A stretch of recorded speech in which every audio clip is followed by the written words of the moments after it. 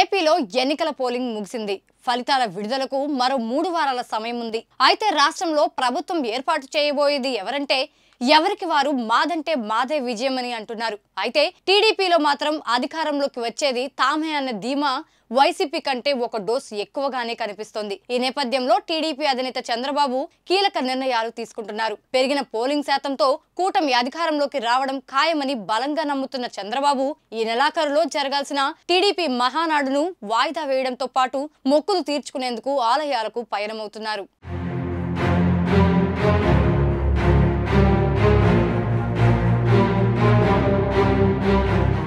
ఏపీలో ఈసారి ఎన్నికల్లో నమోదైన పోలింగ్ శాతాలు దేశంలోనే రికార్డు సృష్టించాయి. గత ఎన్నికల్లో జగన్ సర్కారును 151 సీట్ల రికార్డు మెజారిటీతో దీవించిన ఓటర్లు 5 ఏళ్ల రివర్స్ పాలన చూశాక ఖచ్చితంగా దానికి రివర్స్ గేర్ వేశారని రాజకీయ వ్యూహకర్త ప్రశాంత్ కిషోర్ ఇప్పటికే తేల్చేశారు. అంతేకాదు ఈసారి నమోదైన 82% పోలింగ్ ఖచ్చితంగా ప్రభుత్వాన్ని మార్చిపోతున్న సంకేతాలు ఇవ్వడంతో విపక్ష కూటమిలో జోష్ పెరుగుతోంది.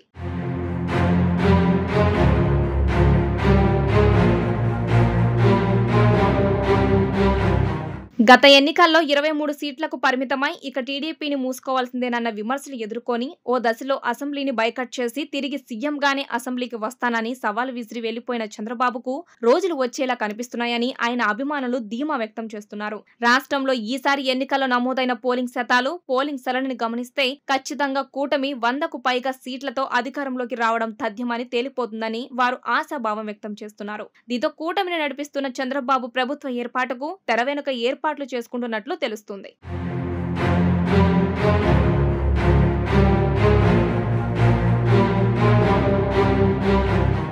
అదేవిధంగా ఎన్నికల పోలింగ్ సరళిని గమనించి అన్ని లెక్కలు వేసుకున్నాక కూటమి విజయం ఖాయమని తేలిపోవడంతో ఇప్పుడు గతంలో మొక్కుకున్న మొక్కులు తీర్చుకునేందుకు చంద్రబాబు మహారాష్ట్రకు వెళ్లారు. కొల్హాపూర్లోని శ్రీ మహాలక్ష్మి ఆలయంతో పాటు షిరిడి సాయిబాబా ఆలయాన్ని సందర్శించి ప్రత్యేక పూజలు నిర్వహించారు. ఎన్నికల ప్రచారం ముగిశాక తిరుమల వెళ్లిన చంద్రబాబు ఇప్పుడు మరికొన్ని ప్రముఖ ఆలయాలను సందర్శిస్తున్నారు.